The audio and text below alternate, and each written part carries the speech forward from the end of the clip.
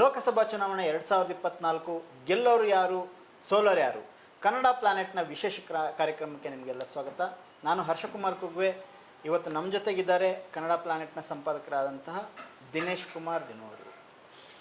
ಇವತ್ತು ನಾವು ಬಳ್ಳಾರಿ, ಚಿತ್ರದುರ್ಗ ಮತ್ತು ಕೊಪ್ಪಳ ಈ 3 ಲೋಕಸಭಾ ಕ್ಷೇತ್ರಗಳ ಒಂದು ಸಮೀಕ್ಷೆಯನ್ನು ಮಾಡ್ಕೊಂಡು ಬರೋಣ. ಆರಂಭದಲ್ಲಿ ಬಳ್ಳಾರಿ ಕ್ಷೇತ್ರದಿಂದ ಶುರು ಮಾಡೋಣ. ಬಳ್ಳಾರಿ ಕ್ಷೇತ್ರ ನಿಮಗೆಲ್ಲ ಗೊತ್ತಿರೋ ಹಾಗೆ ಮಾಜಿ ಸಚಿವ ಬಿ ಶ್ರೀರಾಮುಲು ಅವರು ಅಲ್ಲೀಗ BJPಯಿಂದ ಸ್ಪರ್ಧೆ ಮಾಡಿದ್ದಾರೆ. ಅದೇ ರೀತಿಯಲ್ಲಿ ಕಾಂಗ್ರೆಸ್ನ ಹಿಂದಿನ ಸಂಡೂರಿನಲ್ಲಿ 4 ಸಲ MLA ಆಗಿದ್ದಂತಹ ಈ ತುಕಾರಾಮ್ ಅವರು ಕಾಂಗ್ರೆಸ್ಸಿಂದ ಸ್ಪರ್ಧೆ ಮಾಡಿದ್ದಾರೆ. ಇವರಿಬ್ಬರ ಮಧ್ಯೆ ಅಲ್ಲಿ ತೀವ್ರ ಪೈಪೋಟಿ ನಡೀತಾ ಇದೆ. ನಮಗೆ ಬಳ್ಳಾರಿ ಲೋಕಸಭಾ ಕ್ಷೇತ್ರ ಅಂದ ತಕ್ಷಣದಲ್ಲಿ ನೆನಪಾಗುವಂಥದ್ದು ಬಹಳ ಹೆಸರು ಮಾಡಿದಂತಹ ಅಥವಾ ಬಹಳ ಒಂದು ಪ್ರಸಿದ್ಧಿ ಆಗಿದ್ದದ್ದು 1999ರಲ್ಲಿ ಕಾಂಗ್ರೆಸ್ನ ಅಖಿಲ ಭಾರತ ಮಟ್ಟದ ನಾಯಕಿ ಸೋನಿಯಾ ಗಾಂಧಿಯವರು ಮತ್ತು BJPಯಿಂದ ಸುಷ್ಮಾ ಸ್ವರಾಜ್ ಅವರು ಸ್ಪರ್ಧೆ ಮಾಡಿದ್ದು. ತೀವ್ರ ಪೈಪೋಟಿ ನಡೆದು ಅಲ್ಲಿ ಕಾಂಗ್ರೆಸ್ ಅಂದರೆ ಸೋನಿಯಾ ಗಾಂಧಿಯವರು ಜಯಗಳಿಸಿದರು. ಬಹುಶಃ ಅದೇ ಅಲ್ಲಿಯವರೆಗೆ ಕಾಂಗ್ರೆಸ್ನ ಪ್ರಾಬಲ್ಯ ಇದ್ದಂತಹ ಒಂದು ಬಳ್ಳಾರಿ ಮತಕ್ಷೇತ್ರ ನಂತರದಲ್ಲಿ ನಿರಂತರವಾಗಿ BJPಗೆ ಈಲ್ಡ್ ಆಗಿದೆ ಅಥವಾ BJPಯ ಸ್ಪರ್ಧೆ ಅಭ್ಯರ್ಥಿಗಳೇ ಅಲ್ಲಿ ಗೆದ್ಕೊಂಡು ಬಂದಿರೋದಂತ ನೋಡ್ತೀವಿ ನಾವು. ಮುಖ್ಯವಾಗಿ 2004ರಲ್ಲಿ ಸುಷ್ಮಾ ಸ್ವರಾಜ್ ಅವರ ಮಾನಸ ಪುತ್ರರ ಅಂತ ಹೇಳ್ತಕ್ಕಂಥ ರೆಡ್ಡಿ ಸಹೋದರರಲ್ಲಿ ಒಬ್ಬರ ಅಂತ ಕರುಣಾಕರ್ ರೆಡ್ಡಿ ಗೆಲ್ತಾರೆ. ಆನಂತರದಲ್ಲಿ 2009ರಲ್ಲಿ BJPಯ ಶಾಂತ ಅವರು ಶ್ರೀರಾಮುಲು ಅವರ ಸೋದರಿ. ಹಾಗೆ 2014ರಲ್ಲಿ ಬಿ ಶ್ರೀರಾಮುಲು ಗೆಲ್ತಾರೆ. 2018ರಲ್ಲಿ ಮಾತ್ರ VS ಉಗ್ರಪ್ಪ ಅವರು ಗೆಲ್ತಾರೆ ಕಾಂಗ್ರೆಸ್ಸಿಂದ. ನಂತರ ಮತ್ತೆ 2019ರಲ್ಲಿ BJPಯಿಂದ ಸ್ಪರ್ಧಿಸಿದಂತಹ ವೈ ದೇವೇಂದ್ರಪ್ಪ ಅವರು 20,000 ಮತ ಅಂತರದಲ್ಲಿ ಗೆಲುವನ್ನು ಸಾಧಿಸ್ತಾರೆ. ಒಟ್ಟು ಬಳ್ಳಾರಿ ಕ್ಷೇತ್ರದ ಮತದಾರರ ಸಂಖ್ಯೆಯನ್ನು ನೋಡಿದಾಗ 18,84,000 ಮತದಾರರಿದ್ದಾರೆ. ಇದರಲ್ಲಿ 13,86,520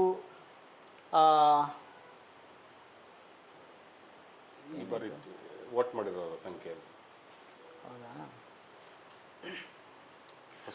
ಒಟ್ಟಾರೆ ನಾವು ಬಳ್ಳಾರಿ ಕ್ಷೇತ್ರದಲ್ಲಿ ಒಟ್ಟು ಮತದಾರರ ಸಂಖ್ಯೆಯನ್ನು ನೋಡಿದಾಗ ಒಟ್ಟು ಇರುವಂಥ 18,84,000 ಮತದಾರರಲ್ಲಿ 13,86,520 ಮತದಾರರು ತಮ್ಮ ಮತದ ಹಕ್ಕನ್ನು ಚಲಾಯಿಸಿದ್ದಾರೆ.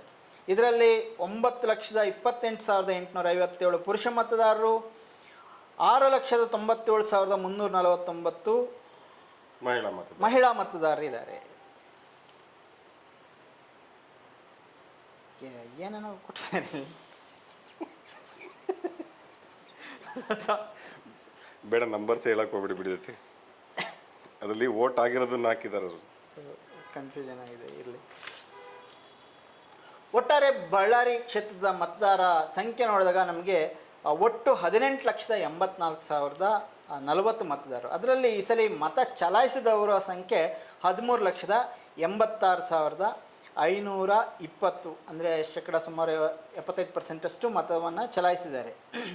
ನಮಗೆ ಈಗ ಹಾಲಿ ಲೋಕಸಭಾ ಕ್ಷೇತ್ರದಲ್ಲಿ ಇರುವ ವಿಧಾನಸಭಾ ಕ್ಷೇತ್ರಗಳನ್ನು ನೋಡಿದಾಗ 6 ವಿಧಾನಸಭಾ ಕ್ಷೇತ್ರಗಳಲ್ಲಿ ಕಾಂಗ್ರೆಸ್, ತಲಾ ಒಂದು ಕ್ಷೇತ್ರಗಳಲ್ಲಿ BJP ಮತ್ತು JDS ಇದೆ.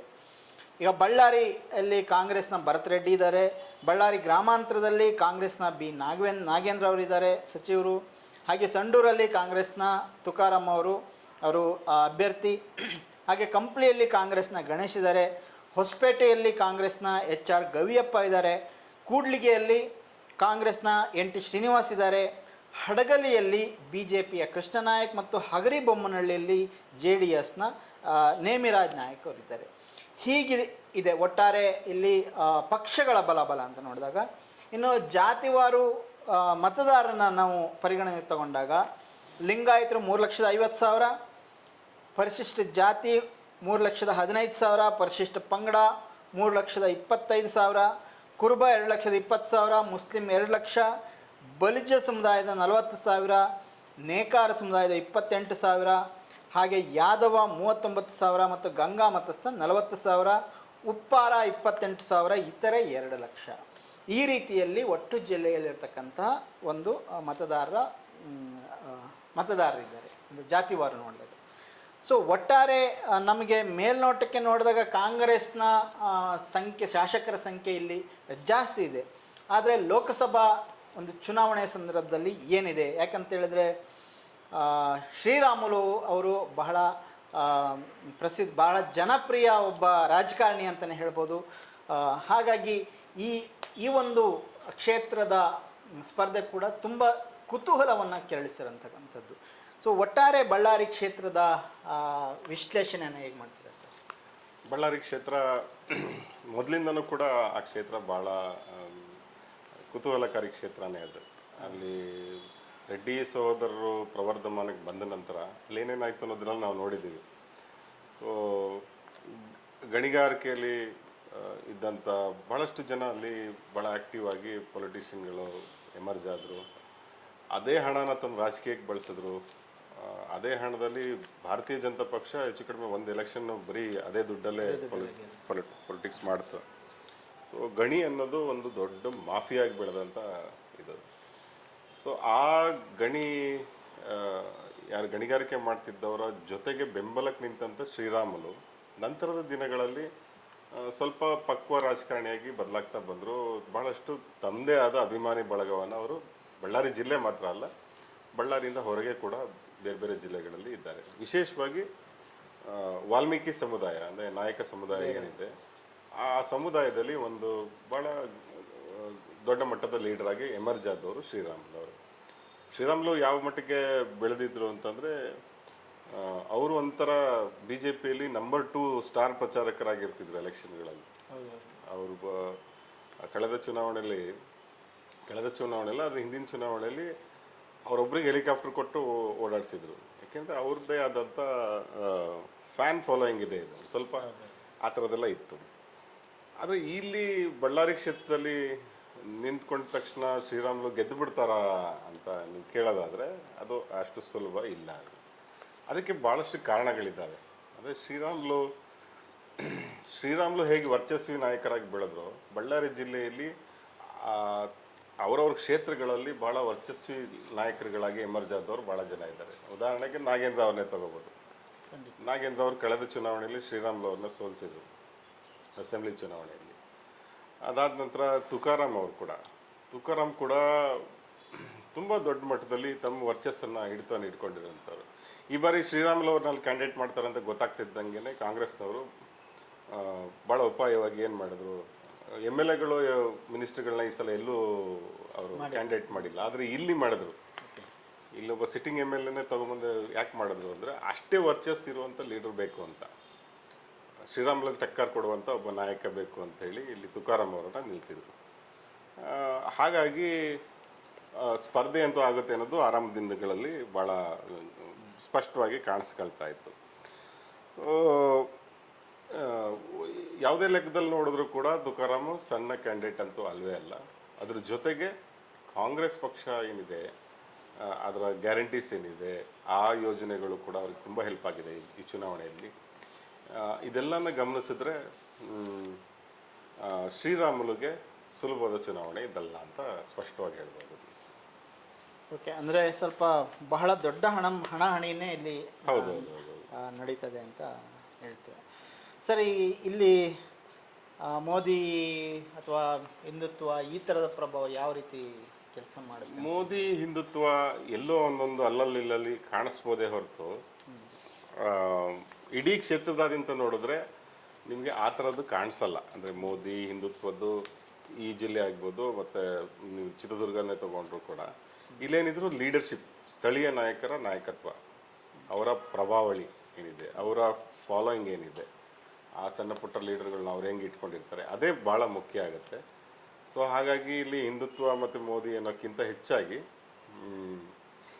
ಈ ಶ್ರೀರಾಮುಲು ಅವರು ಕೂಡ ಎಲೆಕ್ಷನ್ ನಿಲ್ಬೇಕಾದ್ರೆ ಅವ್ರಿಗೆ ಮುಸ್ಲಿಮರು ವೋಟ್ ಮಾಡ್ತಾಯಿದ್ರು. ಸೊ ಅಲ್ಲಿ ಹಿಂದುತ್ವದ ಕಾರ್ಡ್ ಎಲ್ಲ ಇಲ್ಲಿ ನಡೆಯಲ್ಲ. ಬಳ್ಳಾರಿ ಜಿಲ್ಲೆಯಲ್ಲಿ ಅಂತ ಏನು ನಡೆಯಲ್ಲ ಇಲ್ಲಿ.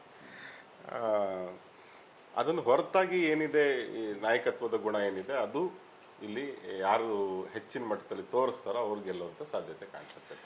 ಮತ್ತು ಇನ್ನೊಂದು ನಡೀತು ಸರ್, ಈ ಹಿಂದಿನ ಅಸೆಂಬ್ಲಿ ಚುನಾವಣೆಯಲ್ಲಿ ಜನಾರ್ದನ್ ರೆಡ್ಡಿ BJPಯಿಂದ ಹೊರಗಡೆ ಹೋಗಿದ್ರು, ಅವ್ರದೇ ಪಕ್ಷ ಏನು ಮಾಡಿಕೊಂಡ್ರು.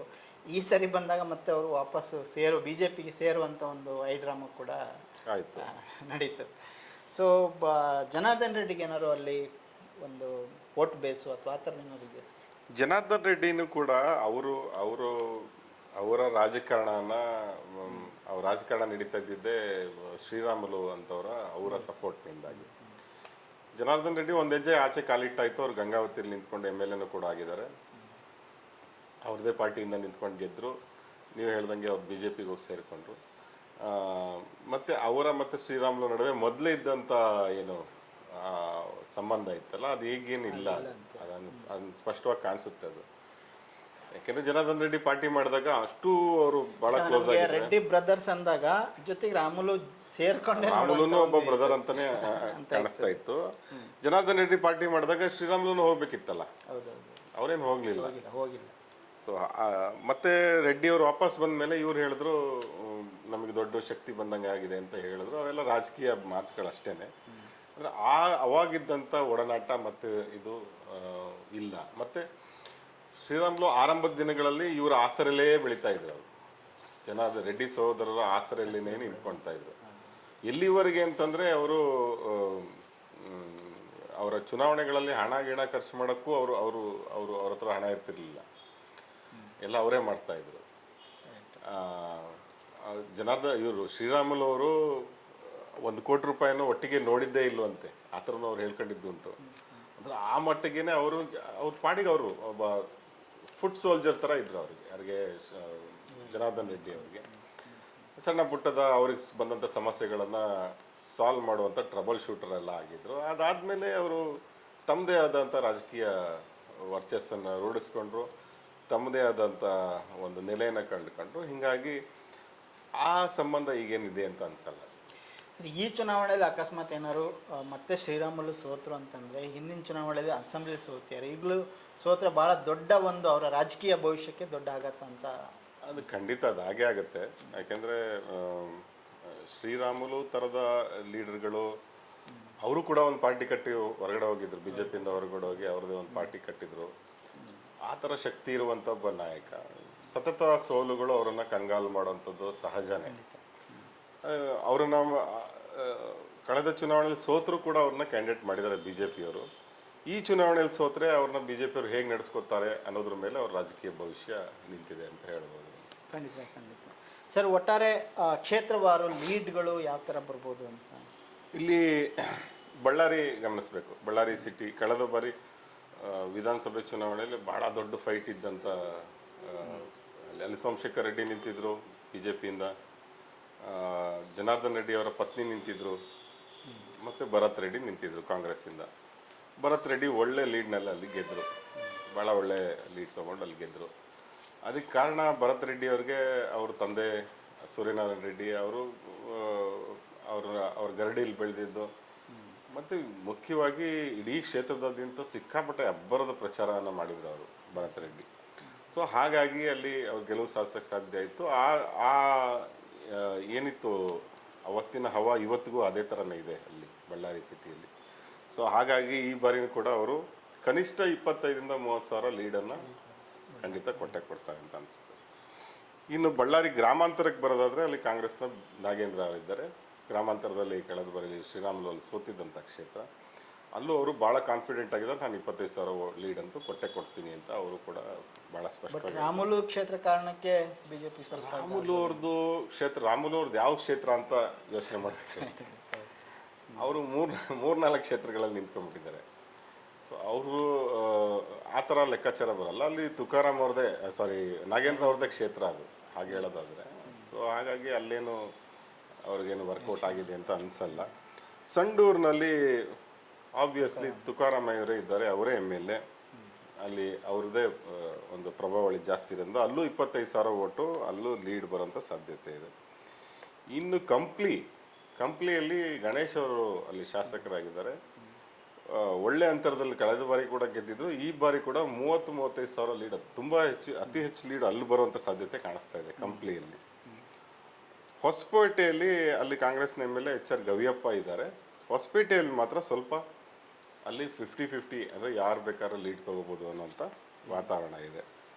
ಕೂಡ್ಲಿಗಿಯಲ್ಲಿ ಮತ್ತೆ ಅಲ್ಲಿ ಎನ್ ಟಿ ಶ್ರೀನಿವಾಸ್ ಅವರು ಶಾಸಕರಾಗಿದ್ದಾರೆ, ಅಲ್ಲೊಂದು ಅವರು 25,000 ಓಟ್ಗಳನ್ನು ಲೀಡ್ ತಗೋಬೋದು, ಆ ಸಾಧ್ಯತೆ ಕಾಣಿಸ್ತಾ ಇದೆ.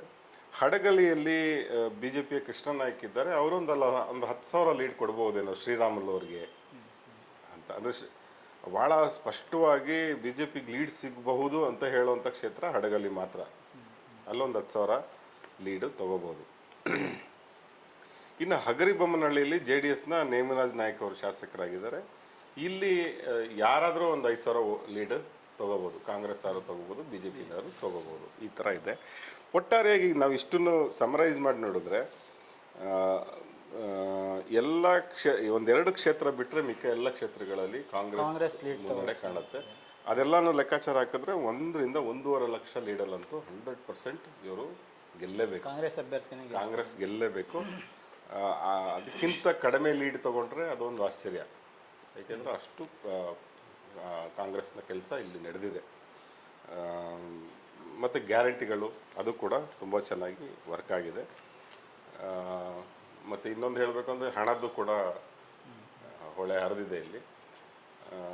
ಬಿ ಜೆ ಪಿಯವ್ರು 100 ರೂಪಾಯಿ ಕೊಟ್ಟರೆ ಕಾಂಗ್ರೆಸ್ನವ್ರು 200 ರೂಪಾಯಿ ಕೊಟ್ಟಿದ್ದಾರೆ. ಉಲ್ಟಾ ಬೇರೆ ಕಡೆಗೆ ಉಲ್ಟಾ ಎಲ್ಲ ಆಗಿದೆ. ಸೊ ಇದೆಲ್ಲ ನೋಡಿದಾಗ ಬಳ್ಳಾರಿ ಕ್ಷೇತ್ರದಲ್ಲಿ ಕಾಂಗ್ರೆಸ್ ಅಭ್ಯರ್ಥಿ ತುಕಾರಾಮ್ ಅವ್ರು ಗೆಲ್ಲೋದು ನಿಶ್ಚಿತ ಅಂತ ನಾವು ಹೇಳ್ಬೋದು.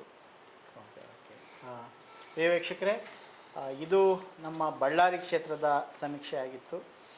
ಈಗ ನಾವು ಚಿತ್ರದುರ್ಗ ಕ್ಷೇತ್ರವನ್ನು ನೋಡ್ಕೊಂಬರೋಣ. ಚಿತ್ರದುರ್ಗ ಲೋಕಸಭಾ ಕ್ಷೇತ್ರ SC ಮೀಸಲು ಕ್ಷೇತ್ರ. ಮುಖ್ಯವಾಗಿ ಅಲ್ಲಿ SCಯಿಂದ ಇಬ್ಬರು ಅಭ್ಯರ್ಥಿಗಳು, ಅಂದರೆ ಕಾಂಗ್ರೆಸ್ ಮತ್ತು ಬಿ ಜೆ ಪಿಯಿಂದ ಸ್ಪರ್ಧಿಸತಕ್ಕಂಥ ಇಬ್ಬರು ಅಭ್ಯರ್ಥಿಗಳು SC ಎಡಗೈ ಸಮುದಾಯಕ್ಕೆ ಸೇರಿದವರು. ಒಬ್ಬರು ಬಿ ಜೆ ಪಿಯಿಂದ ಮಾಜಿ ಸಚಿವರಾದಂತಹ ಗೋವಿಂದ ಕಾರಜೋಳ ಅವರು ಇದ್ದರೆ, ಕಾಂಗ್ರೆಸ್ನಿಂದ BN ಚಂದ್ರಪ್ಪ ಅವರಿದ್ದಾರೆ.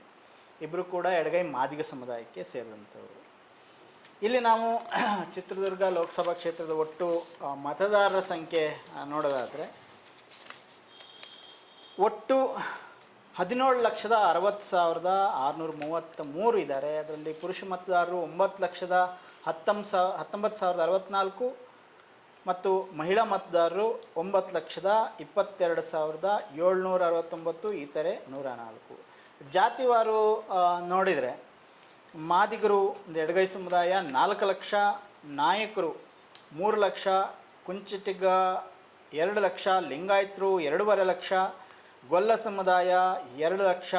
ಗೊಲ್ಲ ಅಂದರೆ ಇಲ್ಲಿ ಮುಖ್ಯವಾಗಿ ಕಾಡುಗೊಲ್ಲ ಸಮುದಾಯ ಜಾಸ್ತಿ ಇರೋಂಥದ್ದು. ಮುಸ್ಲಿಮರು 2 ಲಕ್ಷ. ಈ ರೀತಿಯಾಗಿ ಇದೆ ಇದುವರೆಗೆ. ಸೊ ಇಲ್ಲಿ ಹಿಂದೆ ಬಿ ಜೆ ಪಿಯಿಂದ ಒಂದೊಂದು ಚುನಾವಣೆಯಲ್ಲೂ ಒಬ್ಬೊಬ್ಬರು ಸ್ಪರ್ಧೆ ಮಾಡ್ತಾ ಬರ್ತಾ ಇದ್ದಾರೆ. ಹಿಂದೆ ಬಿ ಜೆ ಪಿಯಿಂದ ನಾರಾಯಣ ಸ್ವಾಮಿ ಅವರು ಗೆದ್ದು ಬಂದಿದ್ದರು. ಅವರು ಕೇಂದ್ರ ಸರ್ಕಾರದಲ್ಲಿ ರಾಜ್ಯ ಸಚಿವರು ಕೂಡ ಆಗಿದ್ದರು. ಆದರೆ ಈ ಸರಿ ಅವರಿಗೆ ಟಿಕೆಟನ್ನು ನಿರಾಕರಿಸಿ ಗೋವಿಂದ ಕಾರಜೋಳ ಹಿಂದಿನ ಅಸೆಂಬ್ಲಿ ಚುನಾವಣೆಯಲ್ಲಿ ಪರಾಭವಗೊಂಡಿದ್ದಂಥವರು, ಅವರಿಗೆ ಚಿತ್ರದುರ್ಗಕ್ಕೆ ಕರೆದು ಟಿಕೆಟನ್ನು ನೀಡಲಾಗಿದೆ. ಯಾಕಂದರೆ ಅವ್ರು ಹಿಂದೆ ಮಾಜಿ ಸಚಿವರಾಗಿದ್ದವರು ಕೂಡ, ಸಮಾಜ ಕಲ್ಯಾಣ ಇಲಾಖೆ ಸಚಿವರಾಗಿದ್ದವರು. ಸೊ ಈ ಒಂದು ಹಿನ್ನೆಲೆಯಲ್ಲಿ ಇಲ್ಲಿ ಚುನಾವಣೆ ನಡೀತಾ ಇದೆ. ನಮಗೆ ಇಲ್ಲಿ ಚಿತ್ರದುರ್ಗ ಲೋಕಸಭಾ ಕ್ಷೇತ್ರದಲ್ಲಿ ಹಿರಿಯೂರು, ಚಳ್ಳಕೆರೆ, ಹೊಸದುರ್ಗ, ಮೊಳಕಾಲ್ಮೂರು, ಚಿತ್ರದುರ್ಗ, ಹೊಳಲ್ಕೆರೆ, ಶಿರಾ, ಪಾವಗಡ ಇಷ್ಟು ಕ್ಷೇತ್ರಗಳು ಬರ್ತವೆ. ಸರ್, ಒಟ್ಟಾರೆ ಈ ಒಂದು ಕ್ಷೇತ್ರದ ಪರಿಸ್ಥಿತಿ, ಹಣಾಹಣಿ ಯಾವ ರೀತಿ ಇದೆ? ಹರ್ಷ, ಇಲ್ಲಿ ಭಾಳ ಮುಖ್ಯವಾಗಿ ಬಿ ಜೆ ಪಿಯ ದೊಡ್ಡ ದೌರ್ಬಲ್ಯಗಳು ಕಾಣಿಸ್ತಾ ಇದೆ ಇಲ್ಲಿ. ಅಂದರೆ ಗೋವಿಂದ ಕಾರಜೋಳ ಅವ್ರಿಗೂ ಚಿತ್ರದುರ್ಗ ಜಿಲ್ಲೆಗೂ ಸಂಬಂಧನೇ ಇಲ್ಲ, ಯಾವ ರೀತಿಯಿಂದಲೂ ಸಂಬಂಧ ಇಲ್ಲ. ಅವರು ಎಲ್ಲೋ ಮುಧೋಳದಲ್ಲಿ ಸ್ಪರ್ಧೆ ಮಾಡ್ತಿದ್ರು. ಈ ಸಲ ತಿಮ್ಮಾಪುರ ಅವರು ಸೋಲಿಸಿದ್ರು. ಸೋತಂಥ ಕ್ಯಾಂಡಿಡೇಟನ್ನು ತೊಗೊಂಬಂದು ಇಲ್ಲಿ ಹಾಕಿದ್ದಾರೆ. ಇದು ಮೊದಲನೇ ಸಲ ಚಿತ್ರದುರ್ಗಕ್ಕೆ ಈ ಥರ ಮಾಡ್ತಿರೋದಲ್ಲ ಇವರು, ಬಿ ಜೆ ಪಿಯವರು. ಕಳೆದ ಬಾರಿ ಗೆದ್ದಂಥ ನಾರಾಯಣ ಸ್ವಾಮಿ ಅವರು ಕೂಡ ಅವರು ಆನೇಕಲ್ನವರು, ಅವ್ರನ್ನ ತೊಗೊಂಬಂದು ಅಲ್ಲಿ ಟಿಕೆಟ್ ಮಾಡೋದು. ಸೊ ಚಿತ್ರದುರ್ಗ ಜಿಲ್ಲೆಯಲ್ಲಿ ಒಬ್ಬ MP ಕ್ಯಾಂಡಿಡೇಟ್, ಅದು SC ರಿಸರ್ವ್ ಅಂತ ಗೊತ್ತಿರುವಾಗ ಒಬ್ಬ MP ಕ್ಯಾಂಡಿಡೇಟ್ನ ಸಿದ್ಧ ಮಾಡಿಟ್ಕೊಳ್ಳುವಂಥದ್ದು ಬಿ ಜೆ ಪಿ ಕೈಲಿ ಆಗಿಲ್ಲ. 2 ಚುನಾವಣೆಯನ್ನು ಗಮನಿಸಿದ್ರೆ, ಈ ಚುನಾವಣೆ ಮತ್ತು ಹಿಂದಿನ ಚುನಾವಣೆ ನೋಡಿದ್ರೆ ಅಲ್ಲಿ ಬೇರೆ ಲೀಡರ್ಗಳು ಇರಲಿಲ್ಲ ಅಂತಲ್ಲ. ತಿಪ್ಪೇಸ್ವಾಮಿ ಅಂತ ಒಬ್ರು ಲೀಡ್ರು, ಅವ್ರು ಹಿಂದೆ ಕಾಂಗ್ರೆಸ್ಸಿಂದ ಇಲ್ಲಿ ಸ್ಪರ್ಧೆ ಕೂಡ ಮಾಡಿದ್ರು, ಅವ್ರು ಬಿ ಜೆ ಪಿಲಿ ಇದ್ದಾರೆ. ಅವ್ರಿಗಾದ್ರೂ ಕೊಡ್ಬೋದಿತ್ತು, ಅಥವಾ ಬೇರೆ ಯಾರಿಗಾದ್ರೂ ಕೊಡ್ಬೋದಿತ್ತು. ಇವ್ರು ಏನು ಮಾಡಿದ್ರು, ಗೋವಿಂದ ಕಾರಜೋಳ ಅವ್ರನ್ನ ತಗೊಂಡ್ಬಂದು ಹಾಕಿದ್ರು. ಗೋವಿಂದ ಕಾರಜೋಳ ಅವರು ಉಪಮುಖ್ಯಮಂತ್ರಿ ಆಗಿದ್ದವರು, ಭಾಳ ದೊಡ್ಡ ರಾಜಕಾರಣಿ, ಹಿರಿಯ ರಾಜಕಾರಣಿ, ಜನತಾ ಪರಿವಾರದಿಂದ ಬಂದವರು, ಅದೆಲ್ಲ ಸರಿನೇ. ಆದರೆ ಜನ ಕೇಳ್ತಿದ್ದಾರೆ ನಮಗೂ ಅವ್ರಿಗೂ ಏನು ಸಂಬಂಧ ಅಂತ. ನಿಮ್ಮ ಕ್ಷೇತ್ರದಲ್ಲಿ ನಮ್ಮ ಅಭ್ಯರ್ಥಿ ಇದ್ದರೆ ಅನುಕೂಲ ಆಗುತ್ತೆ, ನೀವು ಯಾಕೆ ಹೊರಗಿಂದ ತಂದು ಹಾಕ್ತಾ ಇದ್ದೀರಾ ಅಂತ ಹೇಳಿ. ದುರ್ಗ ಜಿಲ್ಲೆಯನ್ನು ನೀವೇನು ಡಸ್ಟ್ಬಿನ್ ಮಾಡ್ಕೊಂಡಿದ್ದೀರಾ ಅಂತ ಅಲ್ಲಿನ ಜನ ಕೇಳ್ತಾರೆ. ಸೊ ಇದು ಮೊದಲನೇ ಹೊಡೆತ ಬಿ ಜೆ ಪಿಗೆ ಅಲ್ಲಿಂದನೇ ಶುರುವಾಗಿದೆ. ಕಾರಜೋಳ ಅವ್ರನ್ನ ಅಭ್ಯರ್ಥಿ ಮಾಡಿದ್ರಿಂದಾಗಿ ಮೊದಲನೇ ಹೊಡೆತ ಅಲ್ಲಿಂದ ಶುರುವಾಯಿತು. ಕಾಂಗ್ರೆಸ್ನವರು ಚಂದ್ರಪ್ಪ ಅವ್ರನ್ನ ಕ್ಯಾಂಡಿಡೇಟ್ ಮಾಡಿದ್ದಾರೆ. ಅವ್ರು ಹಿಂದೆ ಕೂಡ ಇಲ್ಲಿ ಸ್ಪರ್ಧೆ ಮಾಡಿದ್ದವರು, ಲೇಟ್ಕರಲ್ಲಿ ಅಧ್ಯಕ್ಷರಾಗಿದ್ದವರು. ಅವರು ಸ್ಥಳೀಯ ಅಭ್ಯರ್ಥಿ ಅನ್ನೋದು ಅವ್ರಿಗೆ ಬಲ. ಸೊ ಇವೆರಡು, ಈ ಸ್ಥಳೀಯ ಮತ್ತು ಹೊರಗಿನವರು ಅನ್ನೋಂಥದ್ದು ಮೊದಲನೇ ಪಾಯಿಂಟ್ ಇಲ್ಲಿ ಚಿತ್ರದುರ್ಗ ಜಿಲ್ಲೆಯಲ್ಲಿ ಆಗಿರುವಂಥದ್ದು. ಮಿಕ್ಕಂತೆ ಚಿತ್ರದುರ್ಗ ಜಿಲ್ಲೆಯಲ್ಲಿ 2023ರಲ್ಲಿ ಚುನಾವಣೆಯಲ್ಲಿ ಕಾಂಗ್ರೆಸ್ನವರು ಹೆಚ್ಚಿನ ಸಂಖ್ಯೆಯಲ್ಲಿ ಗೆದ್ದರು. ಆದರೆ ಹಿಂದಿನ ಚುನಾವಣೆ ಏನಿತ್ತು, ಆ ಚುನಾವಣೆಯಲ್ಲಿ 2018 ಚುನಾವಣೆಯಲ್ಲಿ ಕಾಂಗ್ರೆಸ್ ಭಾಳ ಹೊಡೆತ ತಿಂದಿತ್ತು. ಇಲ್ಲಿ ರಘುಮೂರ್ತಿ ಅವರನ್ನು ಬಿಟ್ಟರೆ ಚಳ್ಳಕೆರೆಯಲ್ಲಿ ಮಿಕ್ಕ ಎಲ್ಲ ಕಡೆ ಬಿ ಜೆ ಪಿ ಗೆದ್ದಿತ್ತು. ಹಾಗೆ ಗೆಲ್ಲೋದಕ್ಕೆ ಕಾರಣನೂ ಮತ್ತೆ ತಿರ್ಗಾ ಮೋದಿ ಹಿಂದುತ್ವ ಇದು ಯಾವುದೂ ಅಲ್ಲ. ಈ ಕ್ಷೇತ್ರಗಳಲ್ಲೂ ಕೂಡ, ದುರ್ಗದಲ್ಲೂ ಕೂಡ ಅಲ್ಲಿನ ರಾಜಕೀಯ ಬದಲಾವಣೆಗಳು, ಅಲ್ಲಿನ ಕ್ಯಾಂಡಿಡೇಟ್ಗಳು, ಅಥವಾ ಅಲ್ಲಿ ಎಮ್ ಎಲ್ ಎಗಳಾಗಿದ್ದವ್ರ ವಿರುದ್ಧ ಇದ್ದಂಥ ಆರೋಪಗಳು ಅಥವಾ ಆಡಳಿತ ವಿರೋಧಿ ಎಲ್ಲ ಇವೆಲ್ಲ ಸೇರಿ ಬಿ ಜೆ ಪಿಯವರು ಗೆಲ್ಲೋದಕ್ಕೆ ಸಾಧ್ಯ ಆಗಿತ್ತು. ಈಗಲೂ ಕೂಡ ಅಂಥ ವ್ಯತ್ಯಾಸ ಏನಾಗಿಲ್ಲ. ಇಲ್ಲಿ ಮೋದಿ ಹಿಂದುತ್ವ ಯಾವುದು ನಡೆಯೋದಿಲ್ಲ, ಕೆಲಸ ಮಾಡಲ್ಲ. ಮಾಡಿದರೂ ಕೂಡ ಎಲ್ಲೋ ಒಂದು 5% ಮಾಡಿದರೂ ಕೂಡ ಅದೇನಂಥ ವ್ಯತ್ಯಾಸವನ್ನು ತೊಗೊಂಬರಲ್ಲ. ಸೊ ಹಾಗಾಗಿ ದುರ್ಗದ ಜನತೆ ಈ ಬಾರಿ ಹೊರಗಿನವ್ರನ್ನೇ ಮತ್ತೆ ಒಪ್ಕೊತಾರ ಅಥವಾ ಸ್ಥಳೀಯರನ್ನ ಗೆಲ್ಲಿಸ್ತಾರ, ಇದು ಮುಖ್ಯ ಪ್ರಶ್ನೆ ಇದೆ. ಬಹುಶಃ ಅದಕ್ಕೆ ಒಂದು ಕಾರಣ ಹೇಳ್ಬೋದು. ಅಂದರೆ ಬಿ ಜೆ ಪಿ ಅಷ್ಟು ಕಾನ್ಫಿಡೆಂಟಾಗಿ ತರೋದಕ್ಕೆ ಕಾರಣ, ಈಗ ಲಾಸ್ಟು ಚುನಾವಣೆ ನಂತರದಲ್ಲಿ ಈ ಭಾಗದ ಏನಲ್ಲಿ ಮಾದಾರ ಚೆನ್ನಯ್ಯ ಸ್ವಾಮಿ ಇದ್ದಾರೆ, ಮಾದಿಗ ಸ್ವಾಮಿ, ಅವರು ಬಿ ಜೆ ಪಿ ಜೊತೆಗೆ ಅಥವಾ ಬಿ ಜೆ ಪಿಗೆ ಪೂರಕವಾಗಿ ಕೆಲಸ ಮಾಡ್ತಾ ಬರ್ತಾ ಇರೋಂಥದ್ದು. ಮತ್ತು ಇವರು ನಿರಂತರವಾಗಿ ಬಿ ಜೆ ಪಿ ಸಂಘ ಪರಿವಾರ ತಾವು ಒಳ ಮೀಸಲಾತಿ ಪರವಾಗಿದ್ದೀವಿ ಅನ್ನುವ ಒಂದು ಇದನ್ನು ಮಾಡ್ತಾ ಬರ್ತಾ ಇದೆ. ಆ ಥರದೊಂದು ಕ್ರಿಯೇಟ್ ಮಾಡ್ತಾ ಬರ್ತಾ ಇದೆ ಅಭಿಪ್ರಾಯವನ್ನು. ಸೊ ಹಂಗಾಗಿ ಆ ಸ್ವಾಮಿ ಮಾದಿಗ ಸ್ವಾಮಿ ಜೊತೆಗಿರೋದು, ಮತ್ತು ನಾವು ಎಡಗೈ ಅಂದರೆ ಒಳ ಮೀಸಲಾತಿಯನ್ನು ಅದಕ್ಕೋಸ್ಕರ ನಾವು ಕಮಿಟ್ಮೆಂಟ್ ಇದ್ದೀವಿ ಅಂತ ತೋರಿಸ್ಕೊಂಡು ಬರ್ತಾ ಇರೋವಂಥದ್ದು. ಈ ಎಲ್ಲ ಕಾರಣಕ್ಕೆ ಕ್ಯಾಂಡಿಡೇಟ್ ಮಾದಿಗರೇ ಆಗಿರೋದ್ರಿಂದ ಸೊ ಮಾದಿಗರು ನಮ್ಮ ಜೊತೆಗೆ ನಿಲ್ತಾರೆ ಅನ್ನೋ ಒಂದು ಉಂಬತನ ಇರ್ಬೋದೇನೋ. ಅದು ಇರ್ಬೋದು. ಬಟ್ ಮಾದಾರ ಚೆನ್ನಯ್ಯ ಸ್ವಾಮೀಜಿಗೆ ಅವರು ನಿಜ, ಅವರು RSS ಜೊತೆ ಗುರುತಿಸ್ಕೊಂಡಿರೋದು ನಿಜ, ಬಿ ಜೆ ಪಿ ಪರವಾಗಿರೋದು ನಿಜ. ಈ ಬಾರಿ ಅವ್ರನ್ನೇ ಕ್ಯಾಂಡಿಡೇಟ್ ಮಾಡ್ತಾರೆ ಅಂತಲೂ ಕೂಡ ತುಂಬ ಬಲವಾದ ಇದಿತ್ತು. ಆದರೆ ಏನಾಯ್ತೋ ಗೊತ್ತಿಲ್ಲ, ಕೊನೆಗಳಿಗೆಲ್ಲ ಅದು ಆಗಲಿಲ್ಲ. ಆದರೆ ಇಲ್ಲಿ ಇಬ್ಬರು ಕ್ಯಾಂಡಿಡೇಟ್ಗಳು ಮಾದಿಗ ಸಮುದಾಯದವರೇ ಇದ್ದಾರೆ. ಸೊ ಹಾಗಾಗಿ ಓಟು ಅಲ್ಲಿ ಡಿವೈಡ್ ಆಗೇ ಆಗುತ್ತೆ. ಆ ಕಾರಣದಿಂದಾಗಿ ಗೋವಿಂದ ಕಾರಜೋಳ ಅವರನ್ನ ಇಲ್ಲಿ ತರೋದಕ್ಕೆ ಸ್ಪಷ್ಟವಾಗಿ ಏನು ಅಂಥದ್ದೇನು ನಮಗೆ ಅದು ಸ್ಟ್ರಾಂಗ್ ಆದ ಇದೇನು ಕಾಣಿಸಲ್ಲ. ಬಿ ಜೆ ಪಿಯವರಿಗೆ ಒಂದೇನಂದರೆ ಎರಡಿತ್ತು, ಒಂದು ದುರ್ಗಕ್ಕೆ ಒಂದು ಕ್ಯಾಂಡಿಡೇಟ್ ಬೇಕಿತ್ತು ಅವ್ರಿಗೆ. ಎರಡನೇದು ಗೋವಿಂದ ಕಾರಜೋಳ ಅವ್ರನ್ನ ಎಲ್ಲರೂ ಒಂದು ಕಡೆ ಅಕಾಮಡೇಟ್ ಮಾಡಬೇಕಿತ್ತು, ಸೋತಿದ್ರು ಎಲೆಕ್ಷನ್. ಆ ಎರಡು ಕಾರಣದಿಂದಾಗಿ ಇಲ್ಲಿ ಬಂದಿದ್ದಾರೆ ಅಂತ ಅನಿಸುತ್ತೆ. ಮತ್ತು ಬಹುಶಃ ಎ ನಾರಾಯಣ ಸ್ವಾಮಿ ನಿಲ್ಲಿಸಿದ್ರೆ ಗೆಲ್ಲಲ್ಲ ಅಂತ ಅವರಿಗೆ ಗ್ಯಾರಂಟಿ ಆಗಿರ್ಬೇಕು. ಎ ನಾರಾಯಣ ಸ್ವಾಮಿ ನಿಂತಿದ್ರೆ ಗೆಲ್ಲಲ್ಲ ಅನ್ನೋದು ಅವ್ರಿಗೆ ಗ್ಯಾರಂಟಿ ಮಾತ್ರ ಅಲ್ಲ, ಅದು ದುರ್ಗದ ಜನತೆನೂ ಅದನ್ನೇ ಹೇಳ್ತಾ ಇದ್ರು. ಯಾಕೆಂದರೆ ಅವರು ಹೊರಗಿನವರಾಗೆ ಉಳ್ಕೊಂಡಿದ್ರು. ಅವ್ರು ಕೊನೆ ತನಕನೂ ಹೊರಗನಾಗಿ ಉಳ್ಕೊಂಡ್ರು. ಮಿನಿಸ್ಟ್ರು ಕೂಡ ಮಾಡಿದ್ರು ಅವ್ರನ್ನ ಬಿ ಜೆ ಪಿಯವರು. ಅವ್ರು ಮೊದಲನೇ ಸಲ ಗೆದ್ಕೊಂಡು ಮಿನಿಸ್ಟ್ರು ಕೂಡ ಆದರೂ ಕ್ಷೇತ್ರಕ್ಕೇನು ಮಾಡಲಿಲ್ಲ ಅನ್ನೋ ಅಸಮಾಧಾನ ಜನಗಳಲ್ಲಿ ಇತ್ತೇ ಇತ್ತು. ಹಂಗಾಗಿ ನಾರಾಯಣ ಸ್ವಾಮಿ ಅವ್ರು ನಿಂತಿದ್ರೆ ಇದೇ ಥರದ್ದೇ ಸ್ಥಿತಿಯನ್ನು ಅವ್ರು ಎದುರಿಸ್ಬೇಕಾಗಿತ್ತು. ಸೊ ಒಟ್ಟಾರೆ ಅಸೆಂಬ್ಲಿ ವೈಸು ಲೀಡು ಯಾವ ರೀತಿ ಬರ್ಬೋದು ಅಂತ ಸರ್ ನಮ್ಮ ಅಸೆಂಬ್ಲಿ ವೈಸ್ ಲೀಡ್ಗಿಂತ ಮುಂಚೆ ಇನ್ನೊಂದು ವಿಷಯನ ಅಷ್ಟೇ ಹೇಳ್ಬಿಡ್ಬೇಕು ನಾನು. ಅಂದರೆ ಈ ಚುನಾವಣೆಯಲ್ಲಿ ಕೆಲಸ ಮಾಡಿರುವಂಥ ಮತ್ತೊಂದು, ಇಲ್ಲಿ ಚಿತ್ರದುರ್ಗ ಜಿಲ್ಲೆಯಲ್ಲಿ ಭದ್ರಾ ಮೇಲ್ದಂಡೆಗಾಗಿ ತುಂಬ ಹೋರಾಟಗಳು ಹೇಳಿ ನಿಮ್ಗೆ ಚೆನ್ನಾಗಿ ಗೊತ್ತಿದೆ. ಅದು ಭಾಳ ಭಾಳ ದೊಡ್ಡ ದೊಡ್ಡ ಹೋರಾಟಗಳು ನಡೆದಿದೆ. ವರ್ಷಾನುಗಟ್ಟಲೆ ಹೋರಾಟಗಾರರು ಮಾಡಿದ್ದಾರೆ. ಅಲ್ಲಿನ ರೈತಾಪಿ ಜನ ಭದ್ರಾ ಮೇಲ್ದಂಡೆ ಆದರೆ ನಮಗೆ ನೀರು ಬರುತ್ತೆ ಅನ್ನೋ ಅಂತ ಒಂದು ಆಸೆ ಇಟ್ಕೊಂಡು ಬಹಳ ಮಾಡಿದ್ದಾರೆ. ಸೊ ಸಂಪೂರ್ಣವಾಗಿ ಅದು ಮೊದಲು ಭದ್ರಾ ಮೇಲ್ದಂಡೆ ಯೋಜನೆ ಅದನ್ನು ರೂಪುರೇಷೆ ಇದ್ದಿದ್ದೇನೆಂದ್ರೆ ಚಿತ್ರದುರ್ಗ ಜಿಲ್ಲೆಗೆ ನೀರು ಕೊಡಬೇಕು ಅಂತ. ಕೊನೆಗೆ ಅದನ್ನು ಜಗಳೂರನ್ನು ಒಂದು ಸೇರಿಸ್ಕೊಂಡ್ರು, ದಾವಣಗೆರೆ ಜಿಲ್ಲೆ. ಮತ್ತು ತುಮಕೂರು ಜಿಲ್ಲೆ ಶಿರಾನ ಕೂಡ ಸೇರಿಸ್ಕೊಂಡ್ರು. ಶಿರಾ ಕೂಡ ಇದೇ ಕಾನ್ಸ್ಟಿಟ್ಯೂನ್ಸಿ ಒಳಗಡೆ ಬರೋಂಥದ್ದು, ಅಂದರೆ ಲೋಕಸಭಾ ಕ್ಷೇತ್ರದಲ್ಲಿ ಬರುವಂಥದ್ದು. ಇಲ್ಲಿನ ಜನರಿಗೆ ಭಾಳ ನಿರೀಕ್ಷೆ ಇತ್ತು. ಕಳೆದ ಮೋದಿ ಸರ್ಕಾರ ಬಜೆಟ್ನಲ್ಲಿ 5,500 ಕೋಟಿ ಕೊಡ್ತೀವಿ ಅಂತೇಳಿ ಅನೌನ್ಸ್ ಕೂಡ ಮಾಡಿಬಿಟ್ರು. ಭದ್ರಾ ಮೇಲ್ದಂಡೆಗೆ ಕೊಡಲಿಲ್ಲ, ₹1 ಕೊಡಲಿಲ್ಲ. ಅದನ್ನ ಈ ಬಾರಿ ಕಾಂಗ್ರೆಸ್ ಪಕ್ಷ ಚುನಾವಣಾ ವಿಷಯ ಕೂಡ ಮಾಡ್ಕೊಂಡಿದ್ರು. ಅವರು ಬರ ಪರಿಹಾರ ಕೊಟ್ಟಿಲ್ಲ, GST ಮೋಸ ಆಗಿದೆ ಅದೆಲ್ಲ ಹೇಳುವಾಗ ಭದ್ರಾ ಮೇಲ್ದಂಡೆದು ಕೂಡ ನಾವೆಲ್ಲ ಕೇಳ್ತಾ ಇದ್ವಿ ಪದೇ ಪದೇ. ಇಲ್ಲಿನ ಜನಗಳಿಗೆ ತುಂಬ ಅಸಮಾಧಾನ ಇದೆ ಬಿಜೆಪಿ ಸರ್ಕಾರದ ಮೇಲೆ.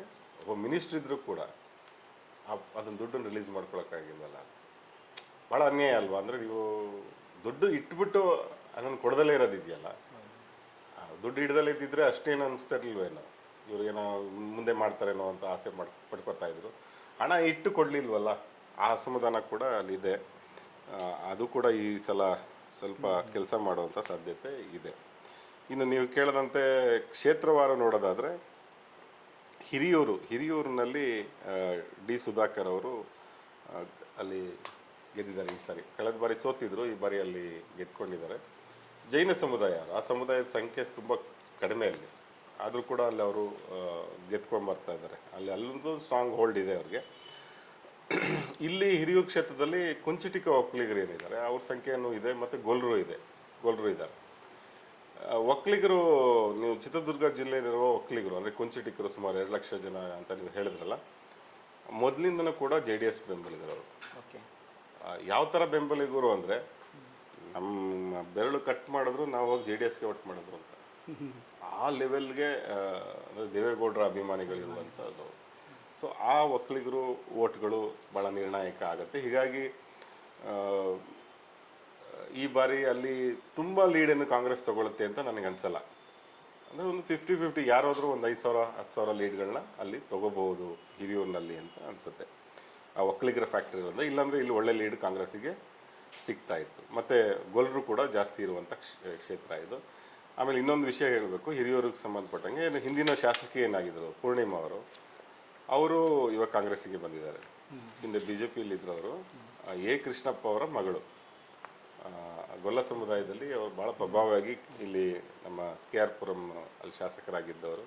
ಕ್ಷೇತ್ರ ಪುನರ್ವಿಂಗಡಣೆ ಆದಮೇಲೆ ನಂತರ ಅವರು ರಾಜಕೀಯ ಇದಾಯಿತು. ನಂತರ ಮಗಳು ಹೋಗಿ ಅಲ್ಲಿ ನಿಂತ್ಕೊಂಡ್ರು, ಹಿರಿಯೂರಿನಲ್ಲಿ ಗೆದ್ದರು ಕೂಡ BJPಯಲ್ಲಿ ಏನೋ ಅಸಮಾಧಾನಗಳಿತ್ತು, ಅವ್ರು ಆಚೆ ಬಂದರು, ಕಾಂಗ್ರೆಸ್ಸಲ್ಲಿದ್ದಾರೆ. ಸೊ ಅದು ಕೂಡ ಇಲ್ಲಿ ಮುಖ್ಯ ಆಗುತ್ತೆ ಅನಿಸುತ್ತೆ, ಯಾಕೆಂದರೆ ಆ ಸಮುದಾಯದ ಮತಗಳಲ್ಲಿ ಜಾಸ್ತಿ ಇದೆ. ಚಳ್ಳಕೆರೆ ಒನ್ಸೆಗೆ ಇಲ್ಲೂ ಕೂಡ ಒಕ್ಕಲಿಗರು ಇರುವಂಥ ಕ್ಷೇತ್ರ, ಇಲ್ಲಿ ಕುಂಚಿಟಿಗ ಒಕ್ಕಲಿಗರು ಸ್ವಲ್ಪ ಇರುವಂಥ ಕ್ಷೇತ್ರ. ಆದರೆ ರಘುಮೂರ್ತಿ ಇಲ್ಲಿ ಸತತವಾಗಿ ಗೆದ್ಕೊಂಡ್ಬಂದಿದ್ದಾರೆ ಕಾಂಗ್ರೆಸ್ನಿಂದ. ರಘುಮೂರ್ತಿ ಗೆದ್ದಿದ್ದಾರೆ, ಹೀಗಾಗಿ ಅವ್ರ ಎಫರ್ಟ್ ಹಾಕಿರ್ತಾರೆ. ಇಲ್ಲೂ ಕೂಡ 50-50 ಥರದ್ದು, ಅಂದರೆ ತುಂಬ ಲೀಡ್ ಯಾರೂ ತೊಗೊಳಕ್ಕೆ ಸಾಧ್ಯ ಇಲ್ಲ. ಇಲ್ಲಿ ಒಂದು 5,000-10,000 ಲೀಡ್ ಯಾರಾದರೂ ತೊಗೋಬೋದು ಅಂತ ಅನಿಸುತ್ತೆ. ಇನ್ನು ಮಿಕ್ಕಂತೆ ನೀವು ಹೊಸದುರ್ಗಕ್ಕೆ ಬಂದರೆ ಅಲ್ಲಿ ಕಾಂಗ್ರೆಸ್ನ BG ಗೋವಿಂದಪ್ಪ ಅವರು ಶಾಸಕರಾಗಿದ್ದಾರೆ. ಇಲ್ಲಿ ಖಂಡಿತವಾಗ್ಲೂ ಕಾಂಗ್ರೆಸ್ ಇಲ್ಲಿ ಲೀಡು ತಗೊಳ್ಳೋ ಸಾಧ್ಯತೆ ಇದೆ. ಮೊಳಕಾಲ್ಮೂರಲ್ಲಿ NY ಗೋಪಾಲಕೃಷ್ಣ ಭಾಳ ಹಿರಿಯ ತಲೆ ಕಾಂಗ್ರೆಸ್ನ ಅವರು ಕೂಡ BJPಗೆ ಹೋಗಿ ವಾಪಸ್ ಬಂದವರು. ತುಂಬ ವಯಸ್ಸಾಗಿದೆ, ವಯೋವೃದ್ಧ, ಆದರೂ ಕೂಡ ಇಡೀ ಕ್ಷೇತ್ರದ ಮೇಲೆ ಅವ್ರು ಹಿಡಿತ ತುಂಬ ಚೆನ್ನಾಗಿದೆ. ಅವ್ರು ಎಲ್ಲಿ ಎಲೆಕ್ಷನ್ ನಿಂತ್ಕೊಂಡ್ರು ಬರ್ತಾಯಿದ್ರು. ಬಳ್ಳಾರಿ ಗ್ರಾಮೀಣಕ್ಕೆ ಹೋದ್ರೆ ಅಲ್ಲಿ ಗೆದ್ಕೊಂಡ್ಬಿಡ್ತಾರೆ, ಇಲ್ಲಿ ಬಂದರು ಇಲ್ಲಿ ಗೆಲ್ತಾರೆ, ಆ ಥರದ ಶಕ್ತಿ ಇರುವಂಥ ರಾಜಕಾರಣಿಗಳು. ಇನ್ನು ಚಿತ್ರದುರ್ಗದಲ್ಲಿ ಅಲ್ಲಿ ವೀರೇಂದ್ರ ಅವರು ಶಾಸಕರಾಗಿದ್ದಾರೆ. ಪಪ್ಪಿ ಅಂತ ಕರೀತಾರೆ, ನೀವು ರೀಲ್ಸ್ಗಳಲ್ಲಿ ನೋಡಿರ್ಬೋದು. ಅಲ್ಲಿ ಯಾರೋ ಮೀಡಿಯಾದವರು ಕೇಳಿದಾಗ ದೇಶದ ಪ್ರಧಾನಮಂತ್ರಿ ಯಾರು ಅಂದರೆ ಪಪ್ಪಿ ಅಂತಾರೆ. ಆ ಥರದ ಪಾಪ್ಯುಲಾರಿಟಿ ಇರುವಂಥ ಲೀಡರು. ಕಾಂಗ್ರೆಸ್ ಪಕ್ಷ, ಅವರು JDSಲ್ಲಿ ಇದ್ರು ಅವರು.